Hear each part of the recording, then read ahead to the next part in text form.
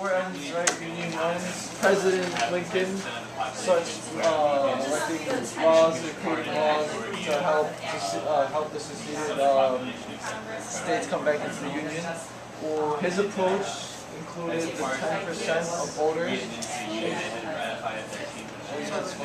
So let's remember, you don't have to take everything down because the notes are going to be copied for you. So really what you're doing right now is you're listening and you're trying to take it in and you're trying to think about what's being said and what does that make you either think of a question or a comment that you want to make. Does that make sense, you guys? So I don't want to write anything down. I think if you hear, like when I'm listening to a speaker, I don't write everything word. Sometimes I write everything word for word. But sometimes I'll just say, oh, that's right, to make a note so I can remember what I want to say. So this really is a conversation.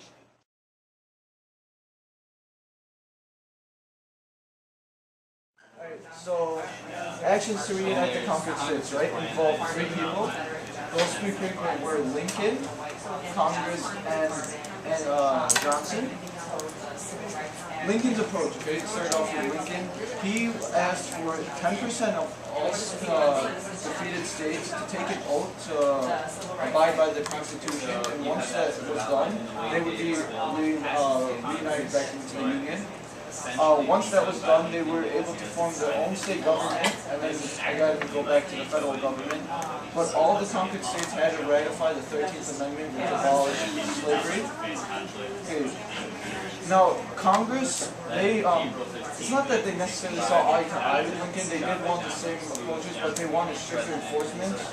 So what they came up with is that they needed 50% of the oaths for people to swear to oath. And they wanted to give some rights to blacks that were enjoyed by whites, which meant that the blacks were able to vote, hold office, own property, and testify in court. So just civil liberties that they weren't granted before. Right.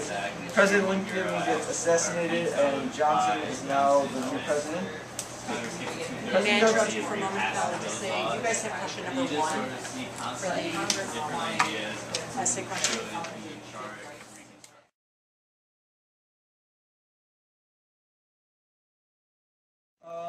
Next one. Okay, President Johnson, right? Now, he said, or he convinced Congress that he was going to follow Lincoln's rules, but it ended up he took a different approach, much different approach. He started issuing these pardons, right, for Confederate leaders, which allowed them to get right back into the Congress.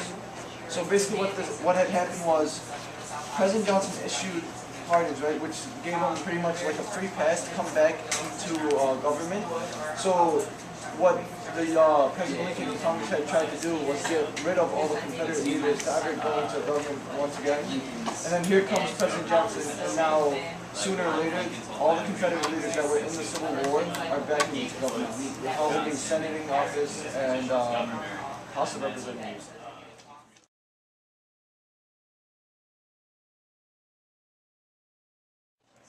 Congress enacted 2 laws, right? The Freedmen Bureau Act, which was a welfare system that developed to help black people, which gave them, food, shelter, everything that would happen because, they were out of job and had nothing right after the Civil War.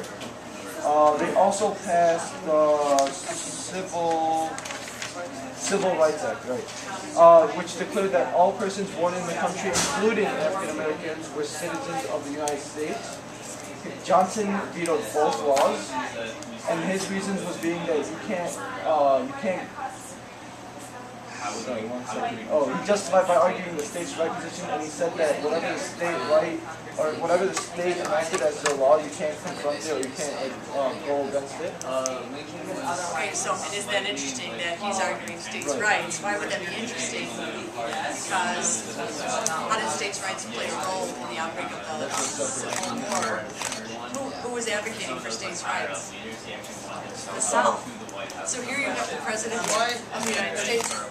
Sorry. Go ahead, yes, a question. This is supposed to be moving into the discussion phase right now. Lincoln was a Republican. Why was his vice president? Okay, because he thought that he needed more popular voting, so he was a Southerner. So what's his name? Johnson was a Southerner, so that duo, because Johnson was a governor of I forgot what state, and he proved that he could lead effectively. So what he did is Lincoln took Johnson, made him his vice president and made him very popular. Kind of like another candidate in 1960 who chose the Southern, his name was Johnson, to be on the ticket because he was from New England and he needed the Southern vote, so it was a political decision. And you're right. Yeah. Right, exactly.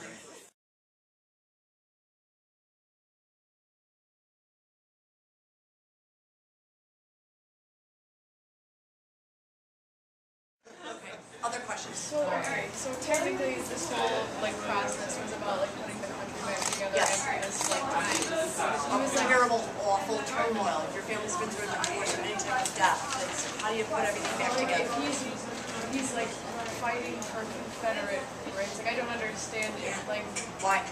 yeah. Yeah, why?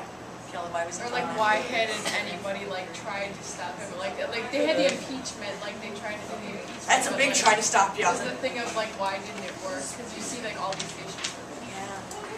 I think that Johnson, he may have not tried to approach this way, but it seemed like he was still about this racial supremacy, and he wanted to keep the whites on top. Where, like he did it so like probably like quietly, like secretly, you know, like he just wanted to make sure that the blacks knew where they were and that the whites.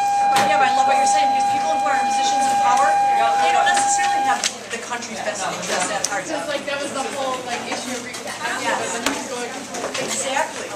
Which is why it was a